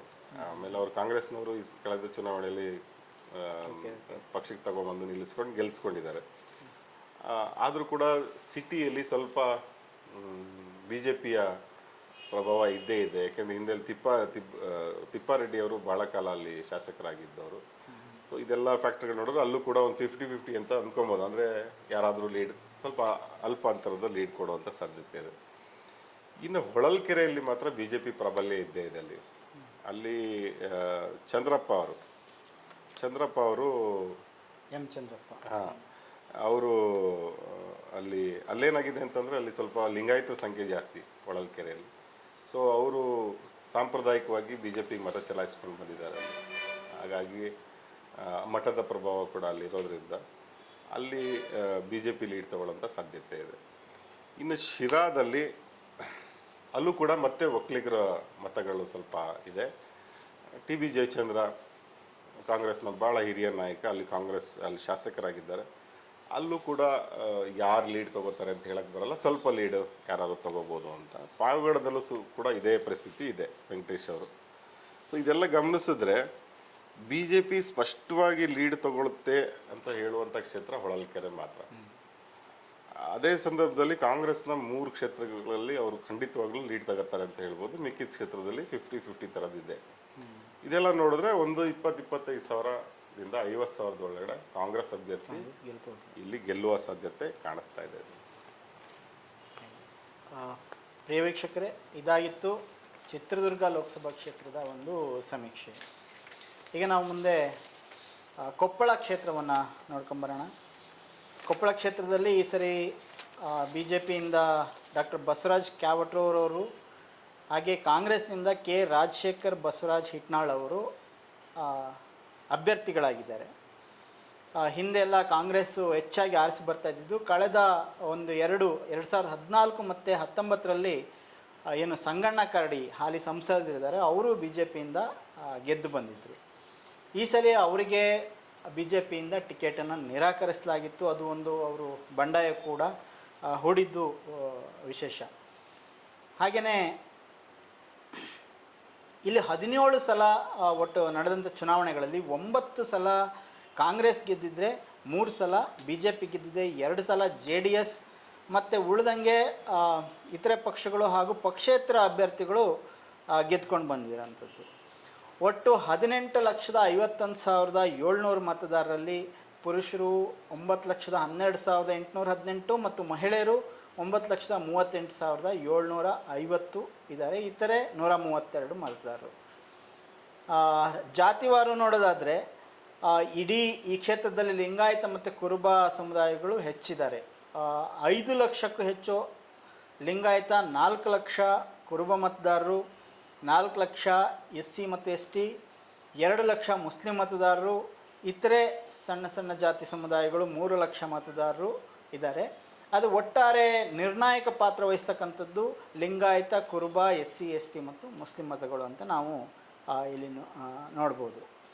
ಸೊ ಒಟ್ಟು ಇಲ್ಲಿ ಕ್ಷೇತ್ರಗಳಲ್ಲಿ ಕೊಪ್ಪಳ, ಯಲಬುರ್ಗಾ, ಕುಷ್ಟಗಿ, ಕನಕಗಿರಿ, ಗಂಗಾವತಿ, ಸಿರುಗುಪ್ಪ, ಸಿಂಧನೂರು ಅಂದರೆ ರಾಯಚೂರು ಜಿಲ್ಲೆಯಿಂದ ಸಿಂಧನೂರು ಮತ್ತು ಮಸ್ಕಿ, ಇಷ್ಟು ವಿಧಾನಸಭಾ ಕ್ಷೇತ್ರಗಳು ಕೊಪ್ಪಳ ಲೋಕಸಭಾ ಕ್ಷೇತ್ರದ ವ್ಯಾಪ್ತಿಗೆ ಬರ್ತವೆ. ಸರ್, ಇದು ಕೂಡ ಒಂದು ಸ್ವಲ್ಪ ಕುತೂಹಲದ ಕ್ಷೇತ್ರನೇ ಅಂತ ಹೇಳ್ಬೋದು. ಕೊಪ್ಪಳ ಕ್ಷೇತ್ರ, ಇಲ್ಲಿ ಯಾವ ರೀತಿ ಹಣಾಹಣಿ ನಡೀತಾ ಇದೆ ಅಂತ? ಇದು ಚುನಾವಣೆ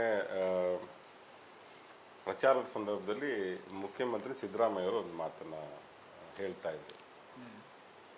ಅವ್ರು ಏನು ಹೇಳ್ತಾ ಇದ್ರು ಅಂತಂದರೆ, ರಾಜ್ಯದಲ್ಲಿ ಅಷ್ಟು ದೊಡ್ಡ ಸಮುದಾಯ ಕುರುಬ ಸಮುದಾಯ, ನೀವು 28 ಕ್ಷೇತ್ರದಲ್ಲಿ ಒಂದೇ ಒಂದು ಕ್ಷೇತ್ರಕ್ಕೂ ಅಭ್ಯರ್ಥಿ ಮಾಡಲಿಲ್ವಲ್ಲ ನೀವು ಅಂತ ಅವರು ಬಿ ಜೆ ಪಿಯವ್ರನ್ನ. ಅದು ಒಂದು ರೀತಿಯಲ್ಲಿ ನಿಜಾನೂ ಕೂಡ ಹೌದು. ಯಾಕೆಂತಂದರೆ ಕುರುಬ ಸಮುದಾಯ ಲಿಂಗಾಯತ ಮತ್ತು ಒಕ್ಕಲಿಗ ಸಮುದಾಯದ ನಂತರ ಅತಿ ಹೆಚ್ಚು ಜನಸಂಖ್ಯೆ ಇರುವಂಥ ಸಮುದಾಯ. ಕನಿಷ್ಠ ಒಂದು ಕ್ಷೇತ್ರದಲ್ಲಾದರೂ ಅವರು ಟಿಕೆಟ್ ಕೊಡಬಹುದಾಗಿತ್ತು, ಅದು ಕೊಡಲಿಲ್ಲ.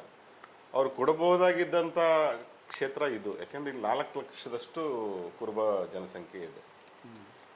ಅವ್ರು ಮತ್ತೆ ಇಲ್ಲೂ ಕೂಡ ಅವರು ಲಿಂಗಾಯತರಿಗೆ ಮಣೆ ಹಾಕಿದ್ದಾರೆ. ಸೊ ಸಿದ್ದರಾಮಯ್ಯವರು ಒಂದೇ ಕಲ್ಲಲ್ಲಿ 2 ಹಕ್ಕಿ ನೋಡಿದ್ರು. ಅಂದರೆ ಒಂದು, ನಾವು ಕೊಟ್ಟಿದ್ದೀವಿ, ನೀವು ಕೊಟ್ಟಿಲ್ಲ ಟಿಕೆಟು ಅಂತ ಹೇಳಿ ಕುರುಬ ಸಮುದಾಯದವ್ರಿಗೆ ಅಲ್ಲಿ ಕ್ಯಾಂಡಿಡೇಟನ್ನು ಗೆಲ್ಲಿಸ್ಕೊಳ್ಬೇಕು ಅನ್ನೋಂಥ ಸಂದೇಶವನ್ನು ಕೊಟ್ಟಿದ್ದು ಒಂದು. ಮತ್ತು ರಾಜ್ಯದ ಬೇರೆ ಬೇರೆ ಕ್ಷೇತ್ರಗಳಲ್ಲಿ ಕುರುಬ ಸಮುದಾಯ ನಿರ್ಣಾಯಕ ಪಾತ್ರನ ವಹಿಸ್ತಾರೆ. ಸೊ ಅವ್ರಿಗೂ ಕೂಡ ಒಂದು ಸಂದೇಶವನ್ನು ಕೊಟ್ಟರು. ಅಂದರೆ ನೋಡಿ ನಿಮ್ಮ ಸಮುದಾಯಕ್ಕೆ ಒಂದೇ ಒಂದು ಟಿಕೆಟ್ ಇವ್ರು ಕೊಡಲಿಲ್ಲ ಅಂತ. ಅದನ್ನು ರಾಜಕೀಯವಾಗಿ ಭಾಳ ಚೆನ್ನಾಗಿ ಬಳಸ್ಕೊಂಡ್ರು ಸಿದ್ದರಾಮಯ್ಯ ಅವರು. ಸಿದ್ದರಾಮಯ್ಯ ಅವರು ಈ ಥರ ಕಮ್ಯುನಿಟಿ ಇಟ್ಕೊಂಡು ಮಾತಾಡೋದು ಭಾಳ ಕಡಿಮೆ. ಆದರೆ ಈ ಸಲ ಚುನಾವಣೆಯಲ್ಲಿ ಭಾಳ ಸ್ಪಷ್ಟವಾಗಿ ಏನು ಹೇಳಬೇಕು ಅವ್ರು ಹೇಳಿದ್ರು. ಅದು ಕರಿಕೊಂಬಳಿ ಹೊತ್ಕೊಂಡೇ ಹೇಳಿದ್ರು ಅವರು. ಇಲ್ಲಿ ಕರಡಿ ಸಂಗಣ್ಣ ಹಿಂದೆ ಇಲ್ಲಿ MP ಆಗಿದ್ದರು. ಅವರು ಕುರುಬ ಸಮುದಾಯದವರು. ಅವ್ರನ್ನ ಇವರು ರಿಪ್ಲೇಸ್ ಮಾಡಿದ್ರು. ಅವ್ರನ್ನ ತೆಗೆದು ಬೇರೆ ಕ್ಯಾಂಡಿಡೇಟನ್ನು ಹಾಕಿದ್ದಾರೆ. ಹಾಕುವಾಗ ಅದೇ ಸಮುದಾಯದವ್ರಿಗೆ ಕೊಡಬಹುದಿತ್ತು, ಆದರೆ ಕೊಡಲಿಲ್ಲ. ಇದು ಭಾಳ ಮುಖ್ಯವಾದ ಪ್ರಶ್ನೆ. ಇನ್ನು ಕರಡಿ ಸಂಗಣ್ಣವ್ರ ಬಗ್ಗೆ ಹೇಳೋದಾದರೆ, ಅವರು ಟಿಕೆಟ್ ಸಿಕ್ಕಿಲ್ಲ ಅಂತೇಳಿ ಗಲಾಟೆಗಳ ಮಾಡಿ ಭಾಳ ದೊಡ್ಡ ದೊಡ್ಡ ಸುದ್ದಿ ಆಯಿತು BJPಯಲ್ಲೆಲ್ಲ. ಕೊನೆಗೆ ಅವರು ಕಾಂಗ್ರೆಸ್ ಪಕ್ಷ ಸೇರ್ಪಡೆ ಆದರು. ಹಾಗಂತ ಕರಡಿ ಸಂಗಣ್ಣ ಈ ಸಲ ನಿಂತು ಬಿಟ್ಟಿದ್ರೆ ಅವ್ರಿಗೆ ಸುಲಭ ಆಗ್ತಿತ್ತಾ ಅಂತಂದರೆ, ಅವ್ರಿಗೂ ಕೂಡ ಆಡಳಿತ ವಿರೋಧಿ ಅಲೆ ಇತ್ತು. ಸೊ ಅವ್ರನ್ನೇನು ಸುಮ್ಮನೆ ತೆಗೆದಿದ್ದು ಅಂತಲೂ ಅಲ್ಲ. ಅಲ್ಲಿ ಅವ್ರ ವರ್ಚಸ್ ಕಮ್ಮಿ ಆಗಿತ್ತು. ಬೇರೆ ಕ್ಯಾಂಡಿಡೇಟನ್ನು ಅವ್ರು ಹುಡುಕಿ ಅವ್ರು ಹಾಕಿದರು. ರಾಜಶೇಖರ್ ಬಸವರಾಜ್ ಹಿಟ್ನಾಳ್ ಅಂಥೇಳಿ ಕಾಂಗ್ರೆಸ್ಸಿಂದ ಈ ಸಲ ಅವರು ಮಾಡಿದ್ದಾರೆ. ಅವರು ಕೂಡ ಕುರುಬ ಸಮುದಾಯ, ಕಾಂಗ್ರೆಸ್ನವ್ರಿಗೆ ಕುರುಬ ಸಮುದಾಯದವ್ರನ್ನ ಹಾಕಿದ್ದಾರೆ. ಇಲ್ಲಿ ಪಂಚಮಸಾಲಿ ಸಮುದಾಯದ ಬಸವರಾಜ್ ಕ್ಯಾವಟೂರ್ ಅವರು ಸ್ಪರ್ಧೆ ಮಾಡ್ತಿದ್ದಾರೆ BJPಯಿಂದ. ಮುಖ್ಯವಾಗಿ ಅವರು ಯಾರು ಅಂತ ಗೊತ್ತಿಲ್ಲ ಕ್ಷೇತ್ರದ ಜನಕ್ಕೆ, ಅದು ದೊಡ್ಡ ಸಮಸ್ಯೆ. ಡಾಕ್ಟರ್ ಬಸವರಾಜ್ ಅವರು ವೈದ್ಯರವರು, ಸ್ವಲ್ಪ ನುರಿತ ವೈದ್ಯರು, ಭಾಳ ಹೆಸರಾಂತ ವೈದ್ಯರವರು. ಅವರು ಸರ್ಜರಿಗಳು ಮಾಡೋಕ್ಕೆ ವಿದೇಶಗಳಿಗೆಲ್ಲ ಹೋಗ್ತಿದ್ರಂತೆ. ಆ ಸಂದರ್ಭದಲ್ಲಿ ಎಲ್ಲೋ ಅವರು ಅಮಿತ್ ಶಾ ಅವರ ಪುತ್ರ ಜೈ ಶಾ ಅವರ ಪರಿಚಯ ಆಗಿ ಆ ಫ್ರೆಂಡ್ಶಿಪ್ಪಿಂದ ಅವ್ರು ಟಿಕೆಟ್ ತೊಗೊಂಬಂದಿದ್ದಾರೆ ಅಂತ ಒಂದು ಮಾತುಗಳು ಕೇಳಿಬರುತ್ತೆ ಕ್ಷೇತ್ರದಲ್ಲಿ ಓಡಾಡಬೇಕಾದ್ರೆ. ಅಂದರೆ ಸ್ಥಳೀಯ ರಾಜಕಾರಣಕ್ಕೆ ಅವರು ಅಪರಿಚಿತರು, ರಾಜಕಾರಣಕ್ಕೆ ಜನಗಳಿಗೂ ಅಪರಿಚಿತರು. ರಾಜಕಾರಣಕ್ಕಾದರೂ ಗೊತ್ತಿರ್ಬೋದೇನೋ, ಆದರೆ ಜನಗಳಿಗೆ ಇವ್ರು ಯಾರು ಹೊಸ ಮುಖ ತಂದಿದ್ದಾರಲ್ಲ, ಇವರು ಹೊಸ ಡಾಕ್ಟ್ರು ಅಂತ ಅದೊಂದಿದೆ. ಸೊ ಅದೆಲ್ಲ ಹೇಗೆ ಈ ಸಲ ಚುನಾವಣೆಯಲ್ಲಿ ನಡೀತದೆ ಅನ್ನೋದನ್ನು ನೋಡಬೇಕಾಗುತ್ತೆ. ಓಕೆ. ಸೊ ಒಟ್ಟಾರೆ ಕ್ಷೇತ್ರವಾರ ನೋಡ್ಕೊಂಡು ಬಂದರೆ ಯಾವ ರೀತಿ ಏನು ಲೀಡು ಸಿಗ್ಬೋದು, ಯಾರಿಗೆ ಎಷ್ಟು ಸಿಗ್ಬೋದು ಅಂತ? ಇಲ್ಲಿ ಕರಡಿ ಸಂಗಣ್ಣ ಕಾಂಗ್ರೆಸ್ಸಿಗೆ ಬಂದಿರೋದ್ರಿಂದ ಕಾಂಗ್ರೆಸ್ಸಿಗೆ ಏನೋ ತುಂಬ ಹೆಲ್ಪ್ ಆಗಿದೆ ಅಂತಲೂ ಏನು ಅಂದ್ಕೊಳ್ಳಂಗಿಲ್ಲ. ಏಕೆಂದರೆ ಅವ್ರು ಕೆಲವು ಬೆಂಬಲಿಗರ ಜೊತೆಗೆ ಬಂದಿದ್ದಾರೆ ಅಷ್ಟೇ. ಅದರಿಂದ ಏನು ತುಂಬ ವ್ಯತ್ಯಾಸ ಆಗುತ್ತೆ ಅಂತ ನನಗೇನೋ ಅನಿಸಲ್ಲ. ಅವ್ರ ಮೇಲೆ ಸ್ವಲ್ಪ ಅಲ್ಲಿ RSS ಅವ್ರಿಗೂ ಎಲ್ಲ ವಿರೋಧ ಇತ್ತು. ಅಲ್ಲೇನೋ ಸರಿಯಾಗಿ ಕೆಲಸ ಮಾಡ್ತಾ ಇಲ್ಲ, ಅಸಮಾಧಾನ ತುಂಬ ಇತ್ತು ಕರಡಿ ಸಂಗಣ್ಣ. ಸೊ ಹಾಗಾಗಿ ಅವರಿಂದ ಏನೋ ಲಾಭ ಆಗುತ್ತೆ ಅಂತ ನನಗನ್ಸಲ್ಲ. ಅದನ್ನು ಬಿಟ್ಟು ನಾವು ಕ್ಷೇತ್ರವಾರು ನೋಡೋದಾದರೆ, ಕೊಪ್ಪಳದಲ್ಲಿ ರಾಘವೇಂದ್ರ ಹಿಟ್ನಾಳ್ ಅವರು ಅಲ್ಲಿ ಭಾಳ ಪ್ರಭಾವಶಾಲಿ ನಾಯಕರು ಕಾಂಗ್ರೆಸ್ನಿಂದ. 3 ಬಾರಿ ಅಲ್ಲಿ MLA ಆಗಿರೋದು. ಅಲ್ಲಿ ಅವರು ಹೆಚ್ಚು ಕಡಿಮೆ ಅವರು ಲೀಡ್ ಕೊಡ್ತಾರೆ ಅನ್ನೋ ಅಂತ ನಂಬಿಕೆ ಇದೆ. ಮತ್ತು ರಾಘವೇಂದ್ರ ಹಿಟ್ನಾಳ್ ಅವರು ತುಂಬ ಭಾಳ ಒಳ್ಳೆ ಮನುಷ್ಯ ಅಂತೇಳಿ ಎಲ್ಲರ ಜೊತೆ ಮಾತಾಡ್ತಾರೆ, ಬೆರೀತಾರೆ. ಕೆಲವು ರಾಜಕಾರಣಿಗಳು ಅವ್ರಿಗೆ ಬರೋ ಫೋನ್ ಕಾಲ್ಗಳನ್ನೆಲ್ಲ ಅಟೆಂಡ್ ಮಾಡ್ತಾರೆ. ಕರ್ನಾಟಕದಲ್ಲಿ ನಾವು ನೋಡಿರೋ ಮಟ್ಟಿಗೆ ಎಲ್ಲ ವಾಪಸ್ ಫೋನ್ ಮಾಡೋಕ್ಕೋಗಲ್ಲ, ಅವ್ರು ಬೇಕಾದ ನಂಬರ್ ಇದ್ದರೆ ಮಾತ್ರ ಮಾಡ್ತಾರೆ. ಆದರೆ ಕೆಲವು ರಾಜಕಾರಣಿಗಳು ಅದು ಕೆಲಸ ಮಾಡ್ತಾರೆ. ಅದರಲ್ಲಿ ಇವರು ಒಬ್ಬರು ಹಿಟ್ನಾಳ್ ಅವರು. ಹಾಗಾಗಿ ಜನಗಳ ಜೊತೆ ಕನೆಕ್ಟೆಡ್ ಆಗಿದ್ದಾರೆ. ಸೊ ಹಾಗಾಗಿ ಅವರು ಅಲ್ಲಿ ಲೀಡ್ ಕೊಡ್ಬೋದು ಅಂತ ಅನಿಸುತ್ತೆ. ಯಲಬುರ್ಗದಲ್ಲಿ ಬಸವರಾಜ ರಾಯರೆಡ್ಡಿ ಅವರು ಅಲ್ಲಿ ಶಾಸಕರಾಗಿದ್ದಾರೆ, ಕಾಂಗ್ರೆಸ್ ಶಾಸಕರೇ ಇದ್ದಾರೆ. ಅಲ್ಲಿ ಒಂದು ಸ್ವಲ್ಪ 50-50 ಥರದ್ದು ಆಗುವಂಥ ಸಾಧ್ಯತೆ, ಎರಡೂ ಪಕ್ಷಗಳಿಗೂ ಕೂಡ ಸ್ವಲ್ಪ ಅನುಕೂಲ ಆಗುವಂಥ ಸಾಧ್ಯತೆ ಇದೆ. ಯಾರು ಲೀಡ್ ತಗೋತಾರೋ ಹೇಳಕ್ಕೆ ಬರಲ್ಲ. ಕುಷ್ಟಗಿಯಲ್ಲಿ ಸ್ವಲ್ಪ ಅಲ್ಲಿ BJP ಲೀಡ್ ತಗೊಳ್ಳೋ ಸಾಧ್ಯತೆ ಇದೆ. ದೊಡ್ಡನಗೌಡ ಪಾಟೀಲ್ ಅಂತ ಅಲ್ಲಿ MLA BJP MLAನೇ ಇದ್ದಾರೆ, ಅಲ್ಲಿ ಲೀಡ್ ತಗೊಳ್ಳೋ ಸಾಧ್ಯತೆ ಇದೆ. ಕನಕಗಿರಿಯಲ್ಲಿ ಕಾಂಗ್ರೆಸ್ಸಿಂದ ಸಚಿವರಿದ್ದಾರೆ, ಶಿವರಾಜ್ ತಂಗಡಗಿ ಅವರು ಅಲ್ಲಿ MLA ಆಗಿದ್ದಾರೆ. ಸಹಜವಾಗಿ ಎಲ್ಲ ಸಚಿವರುಗಳಿಗೂ ಕೂಡ ಅವರ ಕ್ಷೇತ್ರದಲ್ಲಿ ಲೀಡ್ ಕೊಡಲೇಬೇಕಾದ ಅನಿವಾರ್ಯತೆ ಇದ್ದೇ ಇರ್ತದೆ. ಹಾಗಾಗಿ ಅವರು ತುಂಬ ಚೆನ್ನಾಗಿ ಕೆಲಸ ಮಾಡಿದ್ದಾರೆ ಅಂತ ಸುದ್ದಿ ಇದೆ. ಗಂಗಾವತಿಯಲ್ಲಿ ಸ್ವಲ್ಪ BJPಗೆ ಪ್ಲಸ್ ಆಗುವಂಥ ಸಾಧ್ಯತೆ ಇದೆ. ಯಾಕೆಂದರೆ ಅಲ್ಲಿ ಜನಾರ್ದನ್ ರೆಡ್ಡಿ MLA ಅವರು KSRP ಅಂತೇನೋ ಪಾರ್ಟಿ ಮಾಡ್ಕೊಂಡಿದ್ರು. ಅನಂತರ ಅದು BJP ಜೊತೆ ವಿಲೀನ ಆಯ್ತು ಪಾರ್ಟಿ. ಸೊ ಜನಾರ್ದನ್ ರೆಡ್ಡಿ ಪ್ರಭಾವ ಗಂಗಾವತಿಯಲ್ಲಿ ಇದ್ದೇ ಇದೆ.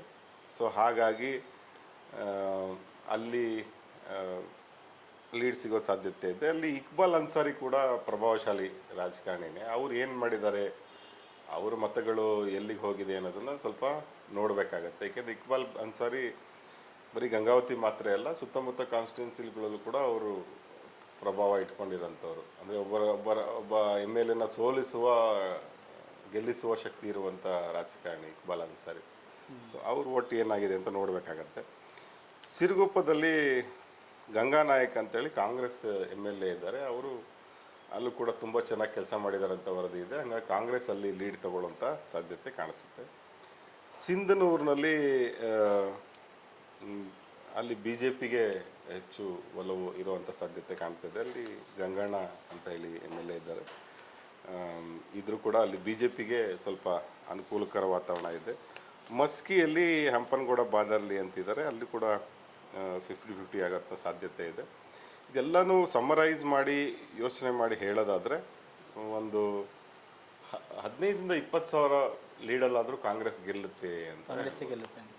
ಬೇರೆ ಏನಾದರೂ ಫ್ಯಾಕ್ಟರ್ಗಳಲ್ಲಿ ಕೆಲಸ ಮಾಡಿದರೆ, ಯಾವುದೋ ಅಲ್ಲೇ ಆ ಥರದ್ದು ಏನಾದ್ರು ಆಗಿದ್ದರೆ ಮಾತ್ರ ಈ ವ್ಯತ್ಯಾಸ ಆಗ್ಬೋದು. ಅದನ್ನು ಬಿಟ್ಟರೆ ಸುಮಾರು ಒಂದು 15,000-20 ಸಾವಿರ ಲೀಡಲ್ಲಿ, ಅಥವಾ ಗ್ಯಾರಂಟಿಗಳೇನಾದ್ರು ಇನ್ನೂ ಚೆನ್ನಾಗಿ ಕೈ ಹಿಡಿದಿದ್ರೆ ಒಂದು 50 ಸಾವಿರ ತನಕ ಈ ಲೀಡು ಬೆಳೆಯುವಂಥ ಸಾಧ್ಯತೆ ಇದೆ. ಒಟ್ಟಿನಲ್ಲಿ ಇಲ್ಲಿ ಕೊಪ್ಪಳದಲ್ಲಿ ಕಾಂಗ್ರೆಸ್ ಅಭ್ಯರ್ಥಿನೇ ಮುಂದೆ ಇದ್ದಾರೆ ಅಂತ ಹೇಳ್ಬೋದು. ಓಕೆ, ಪ್ರಿಯ ವೀಕ್ಷಕರೇ, ಇದು ಕೊಪ್ಪಳ ಕ್ಷೇತ್ರದ ಒಂದು ಸಮೀಕ್ಷೆ ಆಗಿತ್ತು. ನಾವು ಇದುವರೆಗೆ ನೋಡಿದ ಹಾಗೆ ಕಲ್ಯಾಣ ಕರ್ನಾಟಕದ ಕೊಪ್ಪಳ ಮತ್ತು ಬಳ್ಳಾರಿ ಹಾಗೂ ಚಿತ್ರದುರ್ಗ ಕ್ಷೇತ್ರ, ಈ 3 ಕ್ಷೇತ್ರಗಳ ಒಂದು ಸಮೀಕ್ಷೆಯನ್ನು ಇದುವರೆಗೆ ಮಾಡಿದ್ದೀವಿ. ಮತ್ತಷ್ಟು ಕ್ಷೇತ್ರಗಳ ಸಮೀಕ್ಷೆಯೊಂದಿಗೆ ಮತ್ತೆ ಬರ್ತೀವಿ. ನೋಡ್ತಾ ಇರಿ ಕನ್ನಡ ಪ್ಲಾನೆಟ್. ನಮಸ್ಕಾರ.